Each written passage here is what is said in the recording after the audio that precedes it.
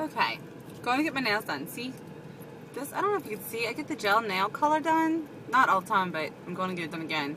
But that's 3 weeks ago. I got them done the day before we went and got married. And 3 weeks. That's like Saturday. So yeah, 3 weeks, exactly.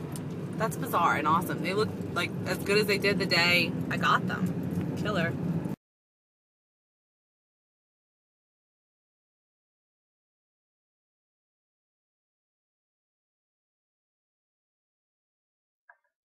There was something I wanted to talk about. I typed a note on my phone so I wouldn't forget it. Uh, okay.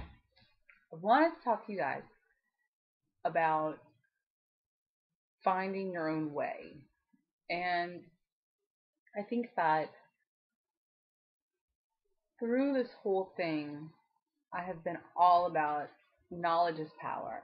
Learn, learn, learn, learn.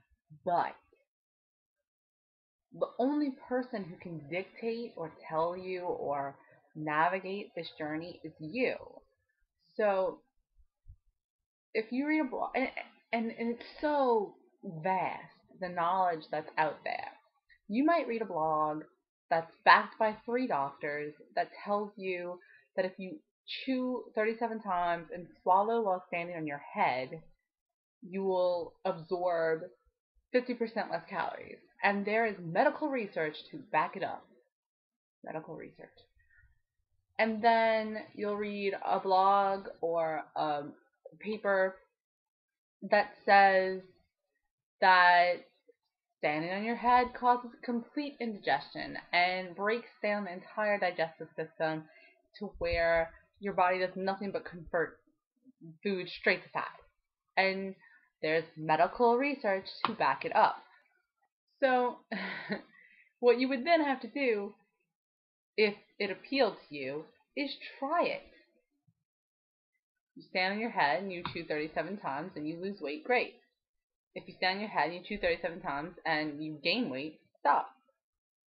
Now that's a really extreme and silly example, but it's something you have to do through the entire weight loss process. And I guess anything really that you do in life, you need to find out for yourself. I think Weight Watchers is an amazing program.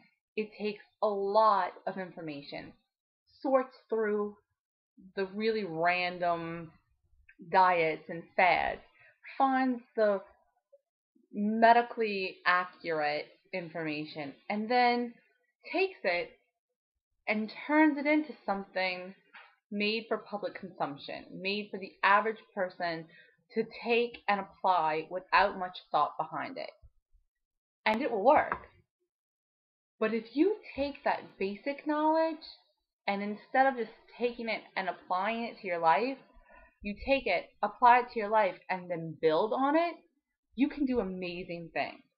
Amazing things. And I think that that's what I did through this whole thing. You take the information and you build on it. Weight Watchers worked. It lit a fire. But it was up to me to fuel that fire and to continue the growth. And I think that's part of why I've been so successful with it, because you just keep pushing. And I'm going to say, I talked about this before. I will talk about this again. It is something I find so incredibly necessary, especially at the beginning. I get that people have to reward themselves to not feel deprived, but you also have to be real with yourself. Are you rewarding or are you excusing? Because I felt hungry all of the time. Mental hunger is just as real as physical hunger. It makes you irritable, aggravated, tired, exhausted, just distracted with hunger. Your stomach growls, your body aches for it, but you're not hungry because you just ate. Okay. I dealt with that. I did not give myself any leeway. In the beginning I was on Weight Watchers, so I had the weekly points and stuff. But I gave myself very little leeway. Never went off program. Pushed, pushed, pushed. And and it seems like a long time, but in about 3 months, that insatiable hunger ebbed away, and what I was left with was quiet. For the first time in over 15 years, there was a quiet in my body. And the hunger noise only came when I was actually hungry. And my voice, my inner dialogue, started to be louder. I could hear it with a clarity that I had not ever experienced. And now I know if I'm still hungry, if I plan myself a meal and I'm still craving something more fat, more protein, more carbs, that's a real body need, and I have to listen and feed myself. That happens rarely because a lot of times I pre-plan meals that are structured to me because I have over this learned what makes me feel hungry. Examples, not feel hungry, but feel satisfied. Um, Examples. I've talked about this also, so this is kind of repetitive, but um, carbohydrates. Part of the reason I didn't do well on the new Weight Watchers plan is because of how hard they punish carbohydrates, and I have to have carbs. And I eat a lot of healthy carbs, but I have to have carbs. So I found that without carbs, I did feel deprived for the first time, and I felt agitated and aggravated, and like I couldn't do it, and like I was on a diet, not a plan, right? So I go through this whole thing, and I'm like, you know what? I'm gonna eat carbs, and I start tracking my calories because I can no longer use my Weight Watchers thing. I start tracking my calories on Lose.com, and I find out that my diet is about 60% carbs, and the rest of it's pretty much split proteins and fats with a little more protein than fat. Okay. And I'm like, well, it's probably not good because everybody says you shouldn't eat that many carbs, but whatever. I'm not overeating. I'm sticking to my calories, and I feel good. Then, when I was getting ready to run the 10K, I looked up what I should eat the day before. And it was like, well, if you're already sticking to your runner's diet of 60% carbs, like 25% protein and 15% fat, you should be fine. And I was like, oh my God. Naturally, just by listening to my inner dialogue, by hearing my inner voice, I was on that diet already. So I was doing something right for me and the activity I choose and my lifestyle. And I was doing it strictly by going off of my own information. I never could have done that had I not quieted the noise first. I never could have differentiated, between hunger, real and fake, or actual and mental. So that's a big thing. And had I allowed them to continue to steer me in a way that was, lower carbs and higher other stuff, like it would have screwed me up. So by listening to myself and following my own path, I did well for me.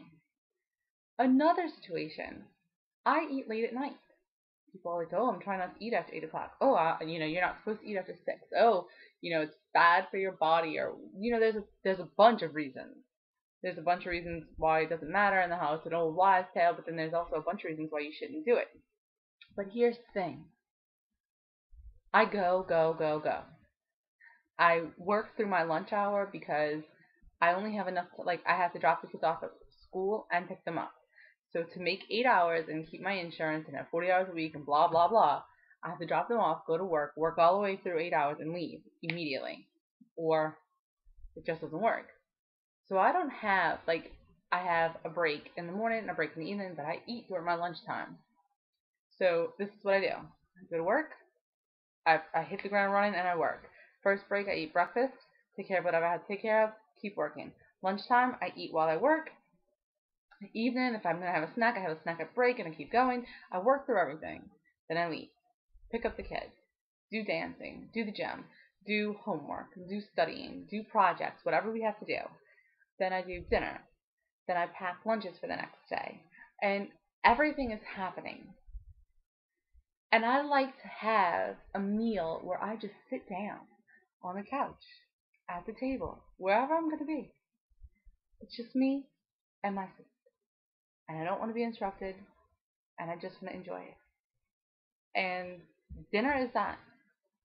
But if I do dinner at 6:30, then dinner is eating while I'm doing other things.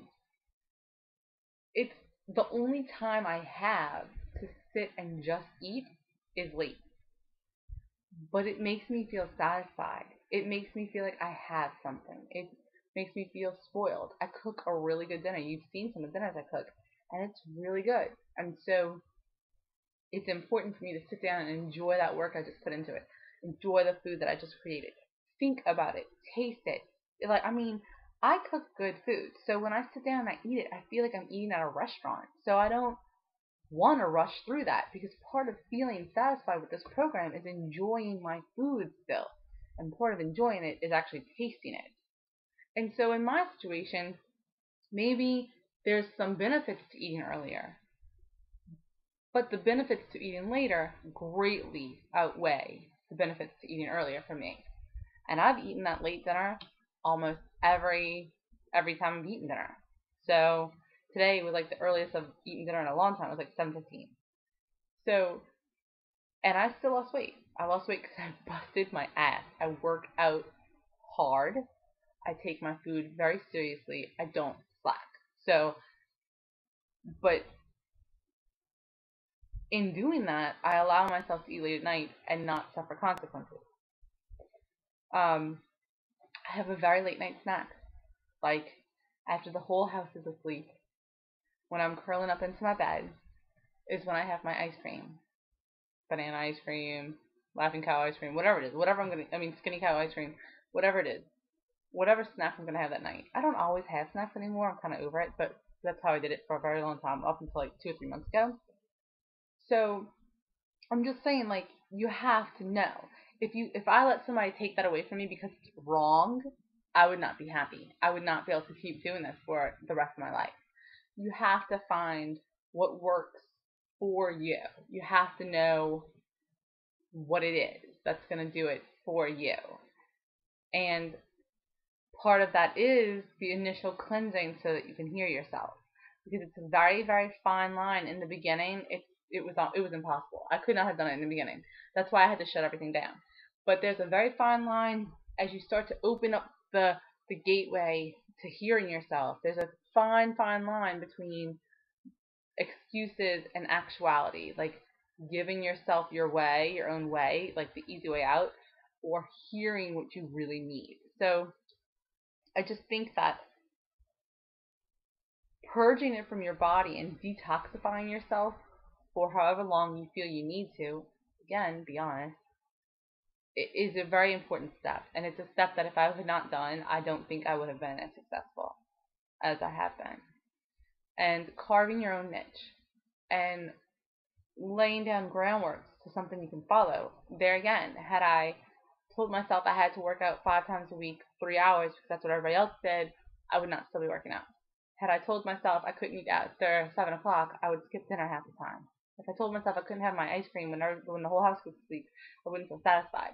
If I told myself I couldn't have carbs because they said it was bad, I would be probably not on a plan anymore and not able to control my eating. So, in finding my own way, I might have been able to do those things for a month, and then I would have crashed and burned. But by pushing through and creating my own path, I've created a road I can stay on. And that's pretty amazing. And when I say if you hear your own voice, and you say, yeah, well, my voice says that I can eat whatever I want, or, that I really need cheese or pizza, then you're not at the place that you need to be. Because I used to use that kind of humor when I was trying to shut people up. When I was like, yeah, well, the fat girl in me wants to eat whatever she wants. Or, yeah, well, it was like a way of like, all right, look, I'm shutting you down because I'm not listening to you. And that's fine. You don't have to listen to me. The whole thing I'm sitting here saying is find your own way. But if that's the mindset you're in, if you're still laughing it off or making excuses, then you're not going to be successful. And yeah, there's a certain folly to every adventure, and there's a certain humor that you have to be able to have about yourself. But there's also a level where it gets like, if you're not willing to take yourself seriously, why should anybody else? And you really do have to take it seriously. It's not funny. It's life or death for a lot of us. And that is a big deal. And it deserves your attention, and it deserves your time, and it definitely deserves your effort. So that was tonight's thought.